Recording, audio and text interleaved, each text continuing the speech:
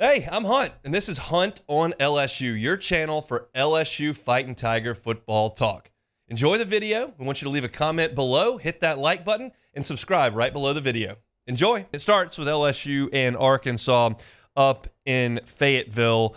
The Tigers win at 34-10, and it was a game LSU controlled early and often. You had some boxes you wanted LSU to check in this game. One, get off to a good start. You can't do what you did at Columbia, South Carolina, falling down 17-0. Well, they go right down the field with the football and punch it in for a touchdown with Caden Durham on the first drive. Check. Take the crowd out of the game. You go up 10-0. That's handling business early in the contest. Did not want to see LSU turn the football over. Can't have that happen. They didn't. Garrett Nussmeier was clean. He was, I would say, patient, and that's something we talked about a good bit last week. He wasn't necessarily taking a lot of shots down the field. He completed 2/3 of his throws, 22 of 33. It wasn't for an exorbitant amount of yardage like we've seen from Garrett Nussmeier over the course of the first 2 months, 224 yards, but it was clean. He didn't turn it over like he had in previous games. And something that I talked about a lot last week entering the game was I thought that LSU would really need to run the ball more in this game. And they did. They ran the ball 37 times to 34 pass attempts. Caden Durham took the lion's share of those reps. He had 21 of the 37 carries.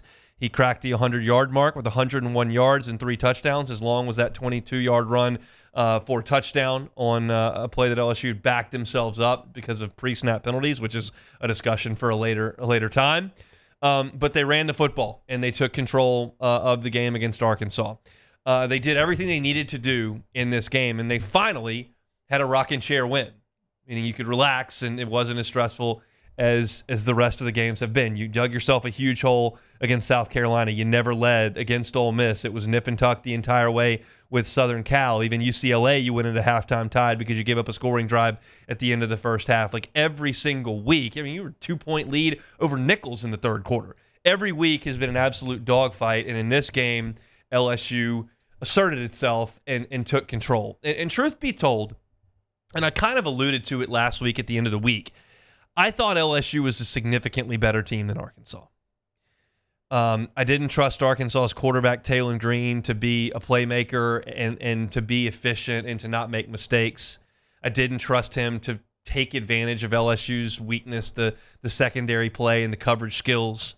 And I didn't know if this Arkansas defense was great or if this is an Arkansas defense that had faced backup quarterback Marcel Reed from A&M and backup quarterback in the game against Auburn and Hake Brown.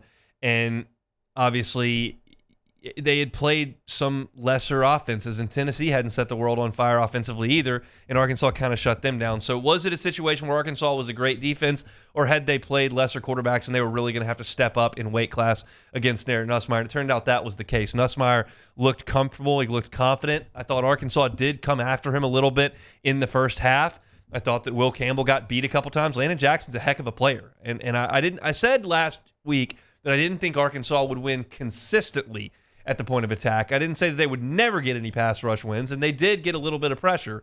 But when you combine those two elements of LSU's passing game, you combine the protection up front, which is generally great, and the fact that Garrett Nussmeier gets the ball out so quickly, only Quinn Ewers more quickly in the SEC, it's just very difficult to put LSU behind the 8 ball. It's very difficult to create those negative plays against LSU. You don't get a lot of sacks.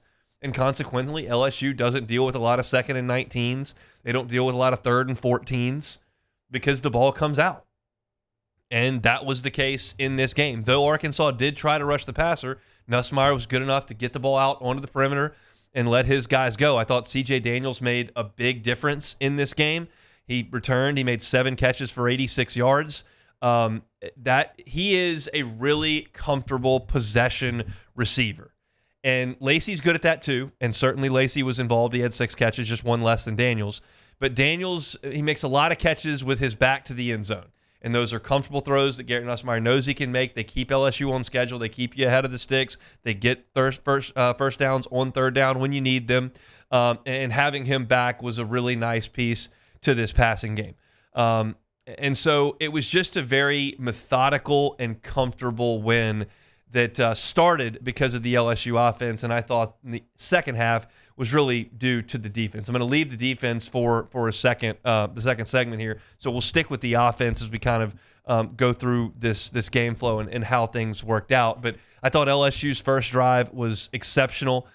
You went right down, 8 plays, 75 yards, took 4.5 minutes off the clock. Very, very comfortable moving the ball. Yeah, you backed yourself up with 2 pre-snap penalties. Those were absolutely maddening in this game. I understand that you're on the road. I understand it was the 4th largest crowd in Arkansas history, and I understand that gives its challenges to the offense. But the fact of the matter is that just because it's loud doesn't make you jump off sides. Maybe you're late moving because you can't hear the snap count, and that's where the defense gets you because they move more quickly and they get by you as an offensive lineman. But to have false start after snap infraction, that is a lack of discipline. That is not focusing and taking care of your business. The stadium being loud doesn't make you jump off sides. That's just a lack of focus. And LSU has got to clean that up because it's going to be louder on Saturday than it was this past weekend. You've got to do a better job than that. And LSU backed themselves up multiple times, including on that first drive, all the way back to second and goal from the 22. But Durham cashed it in, so that was a great drive. The offense was great really all night. They only had 8 drives of consequence. They did not try to score right before the half, so I throw that one out. And they didn't try to score at the end of the game. I throw that one out as well. So if you look at you take those 2 drives out, you had 8 drives of consequence. All 4 of your drives in the first half resulted in points. 8 plays, 75 yard for a touchdown.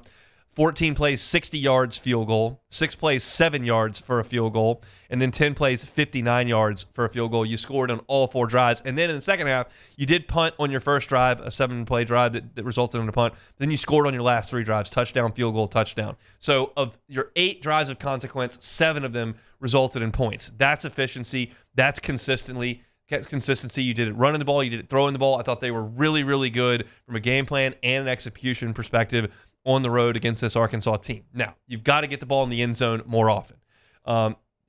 You've got to do a better job in the red zone of getting touchdowns. But they did cash them in, and I thought Ramos was huge. The final drive, I thought, was the cherry on top for this LSU offense. They took the ball with a 14-point lead on their own 20-yard line, and you methodically went 80 yards in 14 plays for a touchdown to completely put the game on ice, and you did so running the football. 11 of the 14 plays were running plays. Arkansas knew it was coming, and they couldn't stop it. And that is a gear that LSU has not had in this football season. They have not been able to line up and knock some people out of the way. And I did talk about the running game at the end of last week and talked about where LSU would need it. This was not the instance I was talking about last week. I was talking about last week just in general in the flow of the game. This was, quote-unquote, the 4-minute offense where you're putting it on ice and they know you're going to run it. That's not what I was talking about last week. That was just impressive for LSU. And I told you, like, this LSU team, these 4 offensive linemen, plus last year Charles Turner instead of DJ Chester, they did run the ball against some mediocre SEC fronts. And I think USC's got a mediocre front, and LSU didn't run the ball well in that game. And then, obviously, I think UCLA has a mediocre front, and LSU didn't run the ball great in that game. Nichols, you didn't run the ball great in that game. Like, these are not great defensive fronts you're playing, and LSU wasn't able to run the ball. I don't think Arkansas's defensive front is great, but you were able to get the running game going and impose your will when they knew it was coming. And to run 8 minutes and 22 seconds off the clock and get down there and punch it in for a touchdown, that's some grown man stuff. That's some big boy football. That's a team that is progressing. So, look, this is a team on offense that's got a good quarterback, that's got a veteran offensive line, and they're just tough to deal with right now.